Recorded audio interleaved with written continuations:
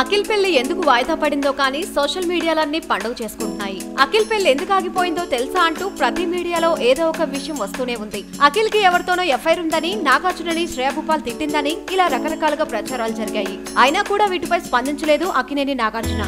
అయితే గత వారం రోజులుగా శృతి మించి రాసిన వెబ్సైట్స్, వెబ్ ఛానల్స్ పై నాగార్జున కేసు పెట్టడానికి రెడీ అవుతున్నాడని తెలుస్తుంది. తాజాగా అందుతున్న సమాచారం ప్రకారం అలాంటి డిజిటల్ ఫోటేజెస్ ని అంతా డౌన్లోడ్ చేసుకుని URLs ని కాపీ చేసుకుని లీగల్ గా ప్రొసీడ్ అవ్వడానికి చూస్తున్నాడట నాగార్జున. పిచ్చి పిచ్చిగా రాసిన ఛానల్స్ పై పరువు నష్టం దావా వేసేందుకు చూస్తున్నాడట నాగ్. ఇక అక్కినేని వారసుడైన అఖిల్ మ్యారేజ్ అనేది అతని వ్యక్తిగత విషయమని, దీనికి సంబంధించిన క్లారిటీని త్వరలోనే ఇస్తానని చెప్తున్నాడట నాగార్జున. ఈ విషయమై నాగార్జున అభిమానులు సైతం పెదవిప్పుతున్నారు. ఎట్టి పరిస్థితుల్లో యాక్షన్ తీసుకుంటామని చెప్తున్నారు.